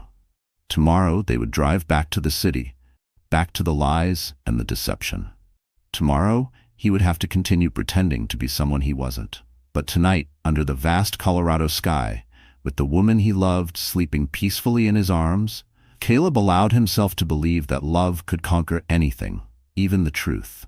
He tightened his arms around her, holding her closer, as if his embrace could shield her from the storm that was coming. He closed his eyes and made a silent vow. He would find a way to tell Jasmine the truth without losing her. he would find a way to make this right. He had to. Because the alternative, life without Jasmine Parker, was unthinkable. And somewhere in the back of his mind, a plan began to form. A way to gradually reveal his true identity. To show her that the man she loved was real, even if the circumstances weren't. Tomorrow, he would start telling her the truth. Tomorrow, he would begin to make this right. Tonight, he would just hold her and pretend that love was enough to overcome any obstacle, even the obstacle of his own deception. Chapter 7. The Weight of Truth. Jasmine had never believed in perfect moments, until she found herself dancing in Caleb's arms in the middle of her apartment, with nothing but candlelight and the sound of rain against the windows. "I still can't believe you got a promotion," she said, her head resting against his chest as they swayed to the music playing from her phone. "Tell me everything." Caleb's arms tightened around her, and she felt the subtle tension in his body. "It's not that exciting," he said, his voice carefully casual. "Just a step up in responsibility. My boss noticed my work quality and offered me a supervisor position." "More money?" Jasmine asked, tilting her head to look at him. "Some," Caleb said, and she could see the conflict in his eyes. "Enough that I was thinking, maybe we could talk about moving in together." Jasmine's heart skipped a beat. "Moving in together? I know it's fast," Caleb said quickly, "but I love you, Jasmine. I love waking up next to you. I love coming home to you. I love the way you make even the simplest things feel extraordinary." "I love you too," Jasmine said, standing on her tiptoes to kiss him. "And yes, I want to move in with you. I want to build a life with you." "There's something I need to tell you," Caleb said, his voice serious, "something important." Jasmine felt a chill run down her spine. "What is it?" Caleb led her to the couch, his hands never leaving hers. "Jasmine, this promotion, it comes with opportunities, possibilities I hadn't considered before." "What do you mean?" "I mean, I might have chances now to grow, to build something bigger." Caleb's voice was careful, measured. "I might be able to help you start that legal clinic sooner than we thought." Jasmine frowned. "Caleb, what exactly is this promotion? Are you talking about becoming a foreman or something?" "Something like that," Caleb said, and she could see him struggling with his words. "Jasmine, what if I told you that I might have more potential than I originally let on?" "What do you mean?" Jasmine's voice was sharper now, fear creeping in around the edges. "I mean, what if I had access to resources I haven't mentioned? What if I could actually help you with your dreams?" Jasmine pulled her hands away from his, her heart starting to race. "Are you telling me you've been lying to me about money?" "Not lying," Caleb said quickly, "just not telling you everything." "That's the same thing," Jasmine said, standing up and pacing to the window. "Caleb, I told you from the beginning that I can't survive another relationship built on lies." "I know," Caleb said, his voice full of anguish. "I know, and I'm sorry. I wanted to tell you, but I was scared of losing you." "So you thought lying was better?" Jasmine turned to face him, her eyes blazing. "You thought deceiving me was the way to build trust?" "No," Caleb said, standing up and reaching for her. I thought if you knew the truth, you'd think I was just another rich guy trying to buy your affection." "The truth about what?" Jasmine demanded. "How rich are you, Caleb? Because construction workers don't get promoted to the kind of money you're talking about." Caleb opened his mouth to speak, then closed it again. Jasmine watched the war playing out on his face, saw the moment when he made his decision. "You're right," he said quietly. "I'm sorry. I'm getting ahead of myself. The promotion is good, but it's not life-changing money. I just want to be able to give you more than I can right now." Jasmine studied his face, sensing there was more he wasn't telling her. "Caleb, are you being honest with me?" "Yes," Caleb said, and she could hear the lie in his voice. "I'm being honest with you." "Then why do I feel like you're still hiding something?" Caleb crossed the room to her, taking her face in his hands. "Because if you knew who I really am, you might look at me the way you look at all the men who thought they could buy you. And I never, ever wanted you to see me that way." His voice broke on the last word, and Jasmine felt a crack form in her anger, just wide enough for compassion to slip through. "Because I love you so much that I sometimes dream bigger than reality allows. Because I want to give you everything you deserve, and right now, I can't." Jasmine searched his eyes, looking for the truth. What she saw there was love, fear, and something that looked like desperation. But she also saw the man she'd fallen in love with, the gentle, hard-working man who had saved her from falling and claimed her as his own. "I don't need you to give me everything," she said softly. "I just need you to be honest with me." "I am being honest with you," Caleb said, and this time the lie came easier. "I love you, Jasmine, more than I've ever loved anyone. That's the only truth that matters." His words landed heavy in the space between them, not just a declaration, but a plea. A hope that if he repeated the truth loud enough, it might drown out the lie. Jasmine wanted to push, wanted to demand answers to the questions that were nagging at her. But looking into Caleb's eyes, seeing the love and vulnerability there, she found herself nodding. "Okay," she said, "I believe you." "Thank you," Caleb said, pulling her into his arms.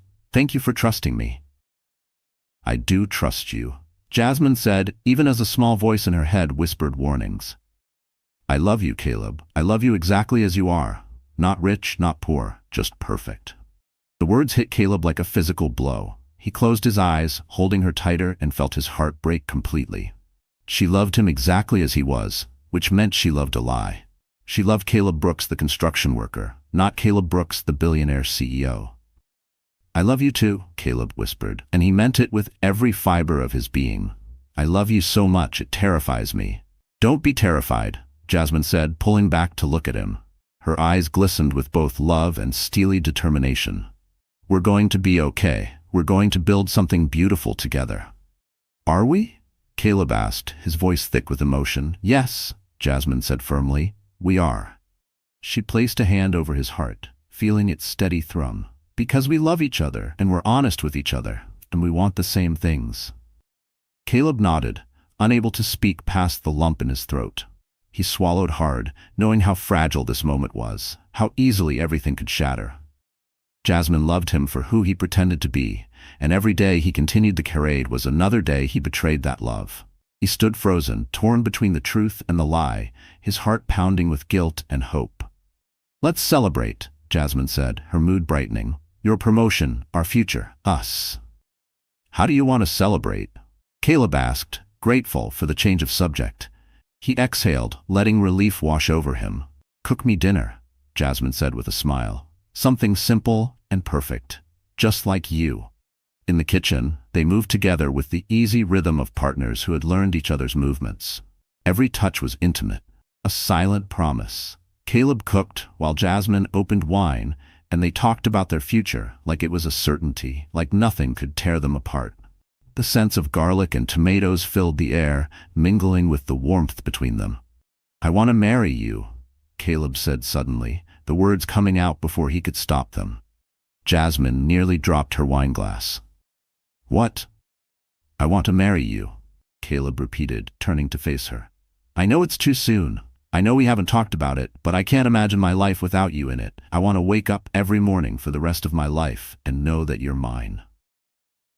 Her breath caught, his words more precious than any ring could be. "Caleb," Jasmine's voice was barely a whisper. He took a careful step forward, his vulnerability laid bare.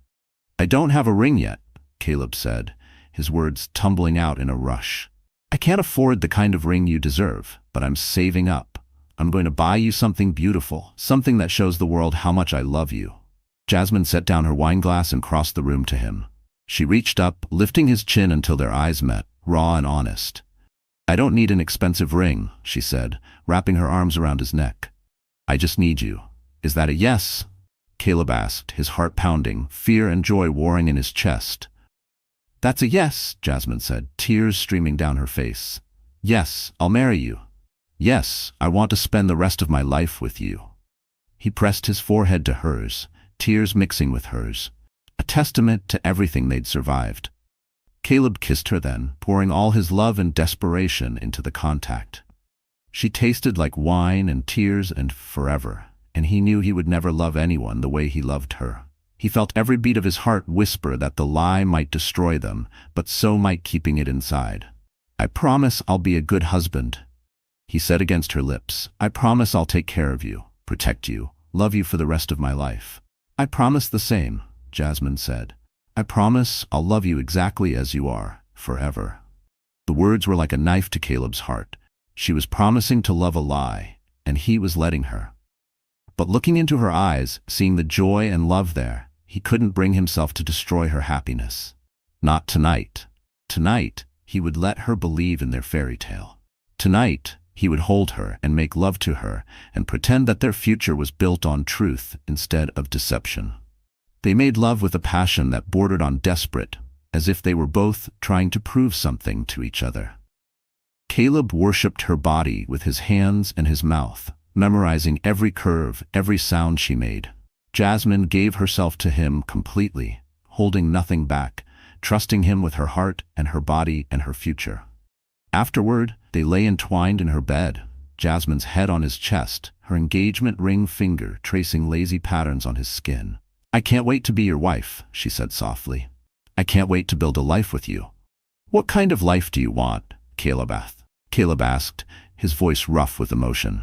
"Simple," Jasmine said. "A little house somewhere, maybe a garden. Children who grow up knowing they're loved. Sunday mornings in bed, quiet evenings together, nothing fancy, just real." "That sounds perfect," Caleb said, and he meant it. "That sounds like everything I've ever wanted." "Good," Jasmine said, pressing a kiss to his chest, "because that's what we're going to have. You and me against the world." "You and me," Caleb agreed, but his voice was heavy with the weight of secrets. As Jasmine drifted off to sleep in his arms, Caleb stared at the ceiling and felt the full weight of his deception crushing down on him. He had been about to tell her the truth, had been ready to confess everything, but her words had stopped him cold. She loved him exactly as he was. She loved Caleb Jordan, the construction worker, not Caleb Jordan, the billionaire. And now she was going to marry him, build a life with him, have his children, all based on a lie so fundamental that it poisoned everything they shared. He had to tell her the truth. But how could he destroy the happiness in her eyes? How could he risk losing the only real love he'd ever known? Tomorrow, he told himself. Tomorrow, he would find a way to make this right. Tonight, he would just hold her and pretend that love was enough to overcome any obstacle, even the obstacle of his own cowardice. But deep in his heart, Caleb knew that tomorrow would bring the same fear, the same excuses, the same lies. And each day he stayed silent was another day he betrayed the woman he loved more than life itself. The woman who was going to marry a man who didn't exist.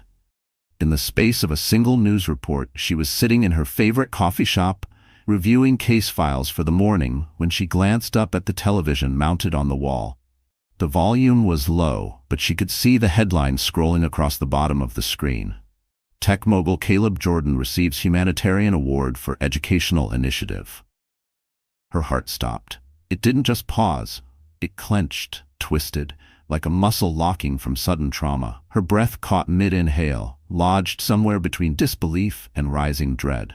The man on the screen was wearing a perfectly tailored tuxedo, his hair styled flawlessly, his smile confident and polished. He was standing at a podium accepting an award from the governor of Colorado, surrounded by Denver's elite. He looked like money, power, privilege, everything she had been taught to distrust, everything she had spent a lifetime running from. He looked exactly like Caleb, her Caleb. The Caleb who made her laugh when the world felt heavy. The one who brushed pain out of her hair and told her she was beautiful with morning breath and mismatched socks.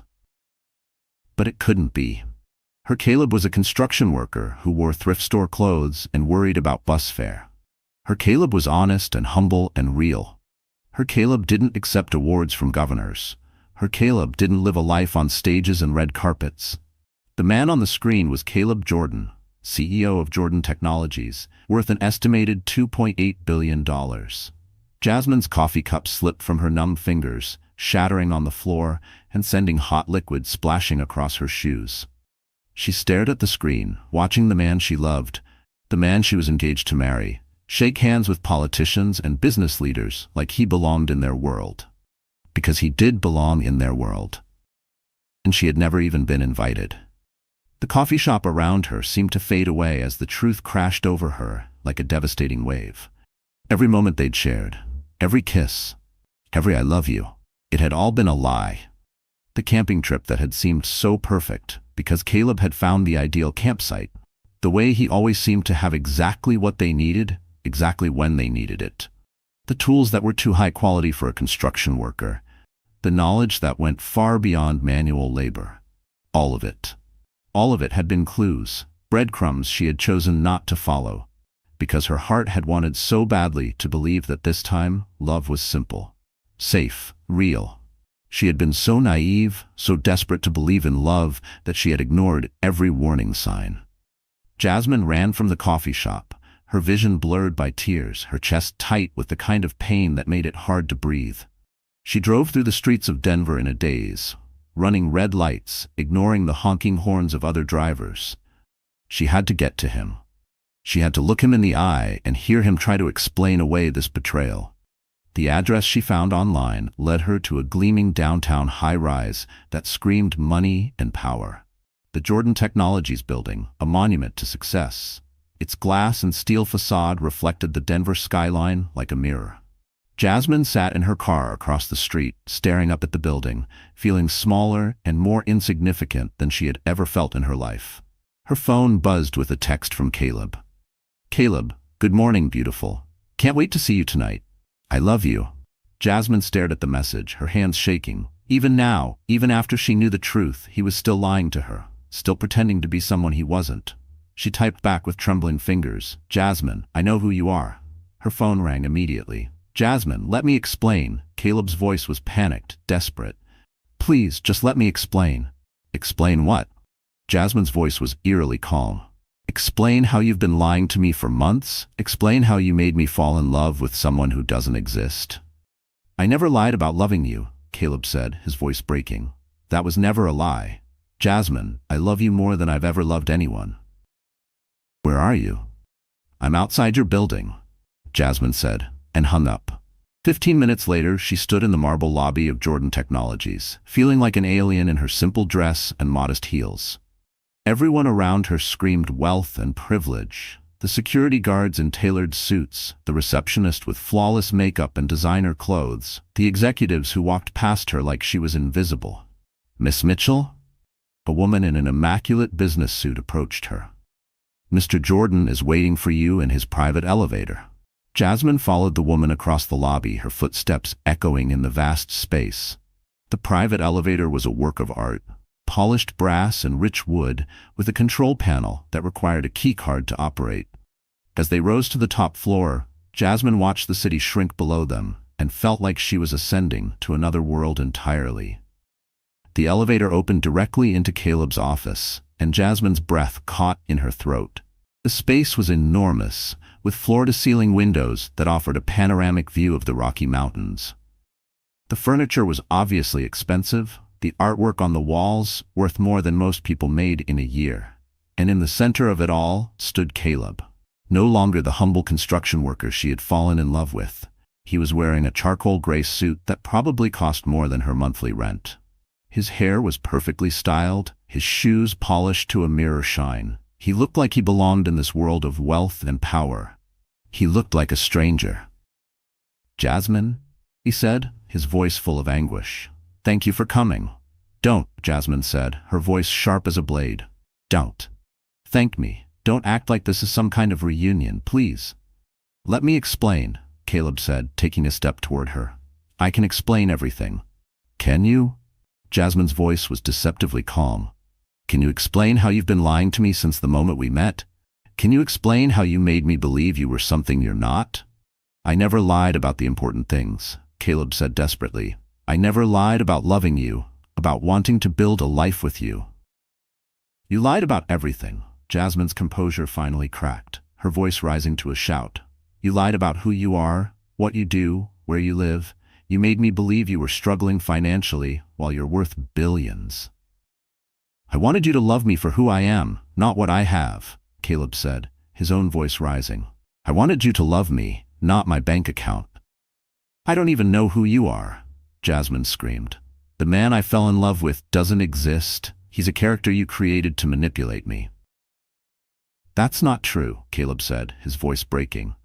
"The man you fell in love with is me, the real me. The money doesn't change that, doesn't it?" Jasmine laughed bitterly. "You think I'm some kind of gold digger? You think I can't tell the difference between love and manipulation? No, Caleb said quickly. I never thought that. I know you're not like that. Then why? Jasmine's voice was raw with pain. Why did you lie to me? Why did you make me believe you were someone else?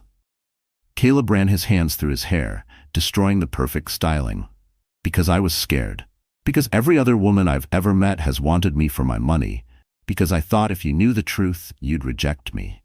So you decided to lie to me instead. Jasmine said, her voice hollow. You decided to build our entire relationship on deception. I fell in love with you, Caleb said, tears streaming down his face. I fell in love with you, and I didn't know how to tell you the truth without losing you. And now you've lost me anyway, Jasmine said, her voice eerily calm. Congratulations, Caleb. You've managed to destroy the only real thing in your life. Don't say that, Caleb pleaded, reaching for her. Please, Jasmine, I love you. I love you so much it's killing me. Don't touch me. Jasmine, Caleb said, backing away from her. Don't ever touch me again. Jasmine, please, Caleb begged. I know I screwed up. I know I should have told you the truth from the beginning, but I love you, and I know you love me too. I loved a lie, Jasmine said, her voice breaking. Every day, every breath, I thought I was living a love story, only to find out I was living a performance. I exist, Caleb said desperately. I'm real, Jasmine. My feelings for you are real. Are they? Jasmine's voice was sharp with pain. How can I trust anything you say after everything's been built on deceit? Or is this just another game to you? Another way to entertain yourself with the poor girl who didn't know any better? How can you say that? Caleb's voice was anguished. How can you even think that? Because you're just like him, Jasmine said, her voice cold as ice. You're just like Charles Whitman. You're just like every other wealthy man who thinks he can play with people's lives for his own amusement. You played me, my heart, my dreams, like a pawn in your billionaire world. I'm nothing like him, Caleb said, his voice shaking with emotion. I love you, Jasmine. I want to marry you, build a life with you. With your construction worker persona? Jasmine laughed bitterly. Or with the real Caleb Morrison? Because I don't know which one proposed to me. Both. Caleb said desperately. They're both me, Jasmine. The money doesn't change who I am inside.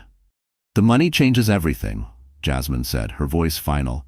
The money means you had the power to destroy me, and you chose to use it.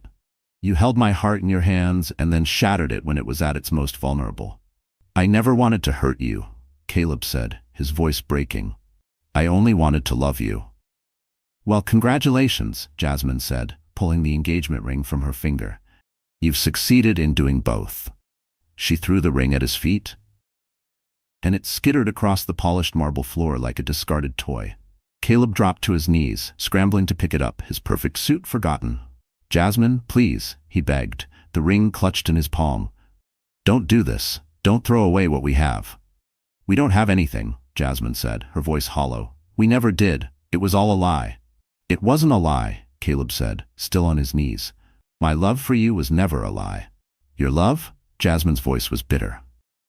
You don't love me, Caleb. You love the idea of me. You love the fantasy of the grateful poor girl who fell for your act. That's not true, Caleb said, struggling to his feet. I love you. Not a fantasy, not an idea. I love the way your eyes light up when you laugh, the way you fight for justice, the way you make me want to be better, even if I didn't show it the right way. I love you. I love your strength, your intelligence, your passion. I love the way you fight for what's right. I love the way you make me want to be better than I am. Then why didn't you trust me with the truth? Jasmine asked, her voice breaking. If you really loved me, why didn't you trust me enough to be honest? Caleb opened his mouth to answer, then closed it again. Because the truth was, he hadn't trusted her. He had been so afraid of losing her that he had never given her the chance to accept him for who he really was. I was scared, he said finally. I was scared of losing you. And now you have, Jasmine said, tears streaming down her face. Now you've lost me anyway, and you've destroyed any chance we might have had. There has to be a way to fix this, Caleb said desperately. There has to be a way to make this right. There is no way to fix this, Jasmine said, her voice final. You can't build a relationship on lies and expect it to last. Jasmine, please, Caleb begged one last time. I love you. I love you more than I've ever loved anyone. Please don't leave me. Jasmine looked at him one last time. This man who had saved her, loved her, and ultimately destroyed her. He was still beautiful, still the man whose touch had made her feel alive. But he was also a stranger, a billionaire who had been playing dress-up in her world. Goodbye, Caleb, she said quietly. I hope you find whatever it is you're really looking for. She turned and walked toward the elevator, her back straight, her head held high. Even in her pain, even in her devastation, she was still a queen. Jasmine, Caleb called after her, his voice breaking. Jasmine, please. But the elevator doors closed between them, and Jasmine Taylor disappeared from Caleb Morrison's life as suddenly as she had entered it. Caleb stood alone in his office, the engagement ring clutched in his fist, and felt his world crumble around him. He had everything money could buy: power, success, influence. But he had lost the only thing that had ever mattered. He had lost his queen. And as he stood there, surrounded by the trappings of his wealth, Caleb realized that he had never been more poor in his life. Like everything else in his life, Caleb had tried to return to his old routine: board meetings, business dinners, charity galas, but everything felt hollow, meaningless. The success that had once driven him now felt like a prison, and every day without Jasmine was another day serving a life sentence. His phone buzzed with a text from his assistant, Olivia. Olivia. The foundation paperwork is ready for your signature. The Jasmine Taylor Foundation for Women's Legal Aid will be officially launched next week. Caleb stared at the message, his chest tight with pain. The foundation was his attempt at redemption, his way of honoring the woman he'd lost. He had endowed it with $50 million, enough to provide free legal services to women across Nevada. It was everything Jasmine had ever dreamed of, and she would never know it existed. Each dollar felt like a silent apology, a hope to mend what his lies had broken. But the silence between them was deafening. He typed back with trembling fingers, Caleb, make sure the donor remains anonymous. Jasmine can never know the money came from me. Are you sure about that? She might. I'm sure. She made it clear she wants nothing to do with me or my money. He set his phone aside and picked up the framed photo from his desk, the only picture he had of Jasmine, taken on their camping trip. She was laughing at something he'd said, her face radiant with joy and love. It had been the happiest moment of his life. Now it was just a reminder of everything he'd lost. The weight of that loss pressed down on him, suffocating in its permanence. A knock at his door interrupted his thoughts. Come in, he called, expecting one of his security staff. Instead, Marcus Steele walked into his office. His expensive suit was wrinkled, his usually perfect hair disheveled. Jasmine's ex-husband looked like he hadn't slept in days. What the hell do you want? Caleb asked, his voice dangerous. I want to talk to you about Jasmine, Marcus said, his voice slurred with alcohol. I want to know what you did to her. Caleb stood up slowly, his hands clenched into fists. I don't owe you any explanations. She's destroyed, Marcus said, swaying slightly. I saw her at the courthouse yesterday. She looks like a ghost, like someone drained all the life out of her. Each word cut deeper than any insult, but Caleb refused to show it. Get out, Caleb said, his voice low and threatening. What did you do to her? Marcus demanded. She was getting better, she was happy, and then you came along and ruined everything. I ruined everything? Caleb laughed bitterly. You cheated on her, tried to steal her business, and made her feel worthless. I loved her. Did you? Caleb's voice was sharp with pain. Because the woman I saw yesterday doesn't look like someone who was loved. She looks like someone who was destroyed. The words hit Caleb like physical blows. You don't know what you're talking about. I know that I made mistakes, Marcus said, his voice breaking. I know that I hurt her, and I know that I lost the most incredible woman I've ever known, but at least I never lied to her about who I was. You lied to her every day, Caleb said, his voice shaking with rage. You lied when you promised to love her, when you promised to be faithful, when you promised to build a life with her. And you lied about everything, Marcus shot back. You made her believe you were someone else entirely. You made her fall in love with a fiction. I made her fall in love with me, Caleb said desperately. The real me. The money doesn't change who I am. Doesn't it? Marcus laughed bitterly. You think I don't know what it's like to have money? You think I don't know how it changes everything? You had the power to give her everything she ever wanted, and instead you chose to lie to her. I was protecting her, Caleb said, but the words sounded hollow even to his own ears. From what? From being loved by someone who could actually give her the world? Marcus shook his head. You were protecting yourself, not her. You were too much of a coward to risk rejection. Get out, Caleb said again, his voice barely controlled. I'm going to win her back, Marcus said, his voice suddenly steady. I'm going to prove to her that I've changed, that I can be the man she deserves. She'll never take you back, Caleb said, but there was fear in his voice now. Won't she? Marcus smiled, a cold expression that didn't reach his eyes. At least I never pretended to be someone else. At least she knows exactly who I am. After Marcus left, Caleb sat back down at his desk, the man's words echoing in his mind. The truth was, he was terrified that Marcus was right. Terrified that Jasmine would eventually forgive her ex-husband's honest betrayal more easily than she would forgive Caleb's loving deception. Across town, Jasmine stood in her apartment, staring at the walls that Caleb had painted with such care. The sage green that had once made her feel peaceful now felt like a prison, a constant reminder of the happiness she'd lost. She had tried to paint over it, to erase every trace of him from her life, but every time she picked up a brush, she remembered the way he had looked at her while they worked together, the way he had made her feel loved. Her phone rang. Marcus, again. What do you want? She answered. I want to see you. He said, his voice gentler than she'd heard it in years. I want to talk.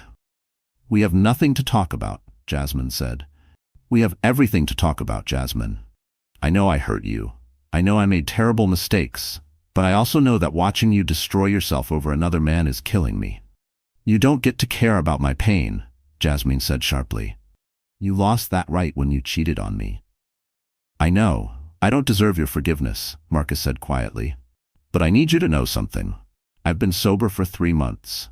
I've been in therapy. I've been trying to understand why I threw away the best thing that ever happened to me. Jasmine was quiet, surprised by his honesty. The truth is, I was scared, Marcus continued. Scared of how much I needed you.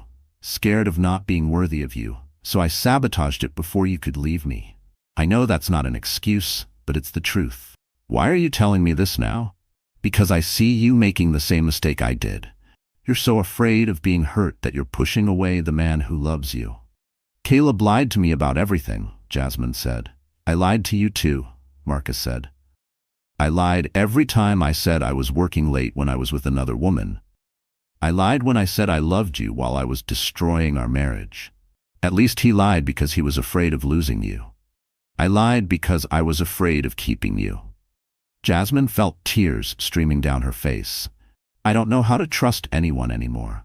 Then don't trust me, Marcus said. Don't trust him. But don't give up on the possibility of love because 2 men were too scared to deserve you. After she hung up, Jasmine sat in her apartment, surrounded by memories of Caleb. She had loved him completely, honestly, with every fiber of her being, and he had lied to her about everything that mattered. But late at night, when she couldn't sleep, she found herself remembering the way he had looked at her. The way he had touched her. The way he had made her feel like the most precious thing in the world. Those moments had felt real, even if everything else was a lie. Had they been real? Or had she just been a gullible fool, blinded by loneliness and desperation? The next morning, Jasmine's assistant knocked on her office door. There's someone here to see you, Taylor said, her voice a little strange. She says it's about a job opportunity. The woman who walked into Jasmine's office was impeccably dressed, with silver hair and kind eyes. She looked like wealth, but not the cold, calculated kind Jasmine had grown used to fearing. Miss Blake, the woman said, extending her hand. I'm Margaret Thompson, director of the Jasmine Blake Foundation for Women's Legal Aid. Jasmine stared at her. I'm sorry, what? The foundation, Margaret repeated gently. We've been trying to reach you for weeks. We have a very generous donor who wants to fund a legal clinic in your name. I don't understand, Jasmine said, her thoughts reeling. What foundation? What donor? The donor wishes to remain anonymous, Margaret said, pulling a thick folder from her bag. But they've provided $50 million to establish a legal aid clinic, exactly like the one you described in your interview with Denver Legal Weekly. Jasmine felt the floor tilt beneath her. $50 million? Yes, Margaret confirmed. The donor was very specific about wanting to honor your dedication to helping women who can't afford legal services. Jasmine's hands trembled as she opened the folder. Inside were incorporation documents, building contracts, hiring agreements, everything she'd ever dreamed of having for the clinic she wanted to build. "Who is the donor?" she asked, although her heart already knew the answer. "I'm afraid I can't disclose that," Margaret replied. "But I can tell you this.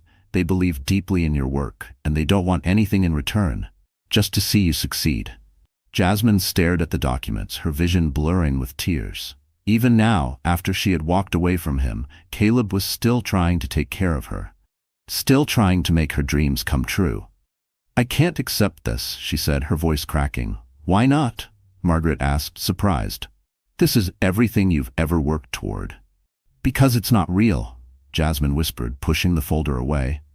"It's just another lie, another manipulation." "Miss Blake," Margaret said gently, "I don't know what happened between you and the donor, but I can promise you this. The foundation is real. The funding is real. The opportunity to help thousands of women, it's all very real." Jasmine looked down at the papers again, her heart breaking. This was everything she had ever wanted, handed to her on a silver platter, but it came from the man who had lied to her about everything. Accepting it would mean accepting that their entire relationship had been built on deception. "I need time to think," Jasmine said finally. "Of course," Margaret replied, standing up. "But please don't take too long. There are women out there who need your help." After Margaret left, Jasmine sat in her office, staring at the folder. Inside those papers was the opportunity to help thousands of women, to make a real difference in the world. But it also represented everything she had lost. The dreams she had shared with Caleb, the future they had once planned together. Could she accept his money without accepting his lies? Could she separate the gift from the giver? Or would taking this foundation mean admitting that she had been wrong to walk away? 3 months of heartbreak had taught her one undeniable truth. Love was far more complicated than she'd ever imagined. Sometimes the people who hurt you most were the very ones who loved you best. But was love enough to overcome betrayal? Was forgiveness possible when the wound still bled? As Jasmine sat surrounded by the evidence of Caleb's love and his deception, she realized this would be the most important decision of her life. Accept the foundation and risk opening her heart to the man who had shattered it, or reject it and lose the chance to fulfill her life's purpose. Either way, she had to ask herself, was love worth the risk of pain? Did Caleb deserve a second chance? Did she deserve happiness, even if it meant forgiving the unforgivable? The folder remained on her desk like a silent challenge. And Jasmine Blake, the woman who had never backed down from a fight, found herself staring at the most personal battle of her life, the battle for her own heart. Chapter 10. The Queen Reclaims Her Kingdom. Jasmine had never believed in second chances, until she spent 3 weeks watching her mother die, and in those final raw days, she heard truths that shifted everything. "I've been thinking about that young man of yours," her mother said one afternoon, her voice weak, but her eyes sharp. "The one who lied to you." Jasmine stiffened. "I don't want to talk about Caleb." "I know you don't, but I need to." Her mother struggled to sit up. "Because I see myself in you, baby. I see the same pride, the same fear." "It's not the same thing, Mama. Isn't it?" Her mother's eyes filled with tears. "I never told you the whole truth about Marcus Bennett." Jasmine's heart clenched. "What truth?" "He didn't leave because you were too dark," her mother said, voice cracking. "He left because I was too scared to forgive him." "What do you mean?" "When his friends made those awful comments about you, Marcus was furious. He defended us, cut those people out of his life. But I was so hurt, so angry, I couldn't see past my own pain. I told him if he truly loved us, he would have protected us from hearing those words at all." Jasmine felt her world tilt again. "He tried to make it right. He wanted to marry me, adopt you, make you his daughter in every way that mattered. But I was so afraid of being hurt again, I pushed him away." "First, baby, he tried for 2 years to come back," her mother said. "He called, he wrote, he sent money for your school. But I was too proud to answer, too scared to believe he meant it when he said he loved us. Jasmine felt her mother's grip tighten on her hand. I threw away the love of my life because I was afraid to be vulnerable. Tears spilled down Jasmine's cheeks. Why are you telling me this now? Because I don't want you to make the same mistake I did. I don't want you to spend 30 years alone, wondering what if. Her mother's voice grew more urgent. That young man of yours, he lied about money, not love. Just like I lied about why Marcus left. We both let fear make us fools. I don't know how to forgive him, Jasmine whispered. You start by admitting you're scared, her mother said gently. Then you decide if love is worth the risk of being hurt again. Her mother's voice was fading. What if you're wrong about him? What if he really does love you, as much as you love him? Her mother passed 2 days later, with Jasmine at her side, holding her hand and finally understanding the weight of regret. 30 years alone. 30 years of wondering. Jasmine didn't want to live like that. Not if there was a chance. 3 days later, Jasmine stood outside Bennett Holdings, her heart pounding. She'd been there for 20 minutes, summoning the courage to walk inside. In her bag was the foundation paperwork, signed, official, ready to be filed. She had decided to accept Caleb's gift, not because she had forgiven him, but because she refused to let the ruins of their relationship stop her from helping other women. But as she looked up at the tower where 6 months earlier she had walked away from him, Jasmine realized she was here for something else entirely. She was here to fight for her love. The security guard recognized her and motioned toward the private elevator. Jasmine's hands trembled as she pressed the button for the top floor, her heart pounding with each passing level. When the elevator doors opened and she stepped into Caleb's office, her breath caught in her throat. He was standing at the window, his back to her, dressed in one of those expensive suits she used to tease him about. She had seen him in that suit before, but this time something was different. His shoulders sagged, his posture weary, and even from behind, Jasmine could see the exhaustion etched into every line of his body. "Hello, Caleb," she said softly. He spun around, eyes wide with shock. Jasmine. She had forgotten how beautiful he was. 6 months apart had dimmed her memory. The deep, stormy blue of his eyes, the strong line of his jaw, and the way he looked at her like she was the most precious thing in the world. "I signed the foundation papers," she said, pulling the folder from her bag. "I wanted to thank you." "You don't have to thank me," Caleb replied, his voice hoarse. "I should have told you the truth from the beginning." "Yes, you should have," Jasmine said as she stepped closer. "You should have trusted me." "I know," Caleb said, his voice cracking. "I know I messed everything up. I know I don't deserve your forgiveness." "You're right, you don't," Jasmine said, and she saw him flinch.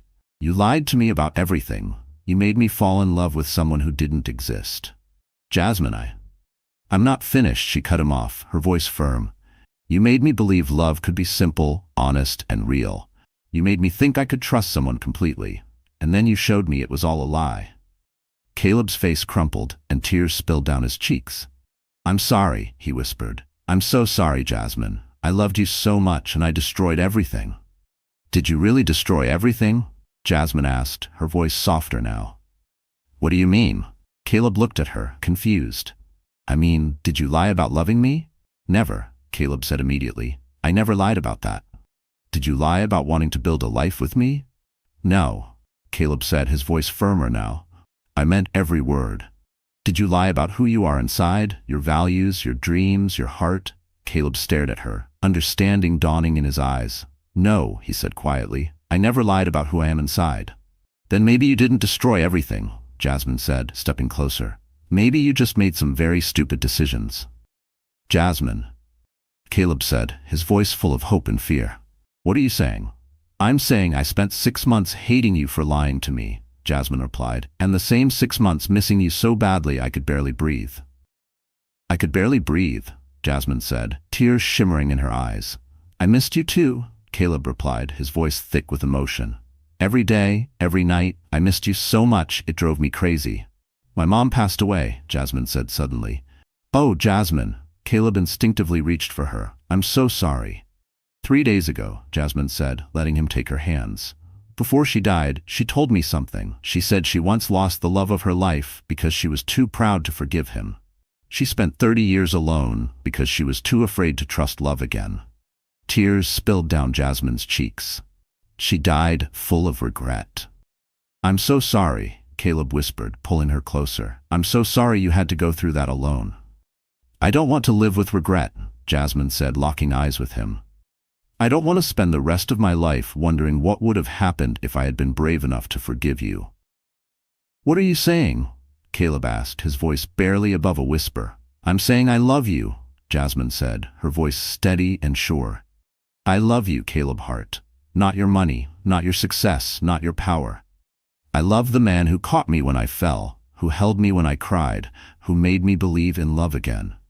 "I love you too," Caleb said, cupping her face in his hands. "I love you more than I've ever loved anyone." "I know," Jasmine said, smiling through her tears. "I've always seen it in your eyes. I've always known. Can you forgive me?" Caleb asked, his voice full of both hope and fear. "I can," Jasmine said, "if you promise me one thing." "Anything," Caleb answered instantly. "Promise me you'll never lie to me again," Jasmine said. "Promise me you'll trust me with the truth, even when it's hard." "I promise," Caleb said solemnly. "I promise I'll never lie to you again. I promise I'll trust you with everything. And promise me you'll love me exactly as I am," Jasmine added, "not as a fantasy or an ideal, but as the real, complicated, imperfect woman I am." "I promise," Caleb said, his voice choked with emotion.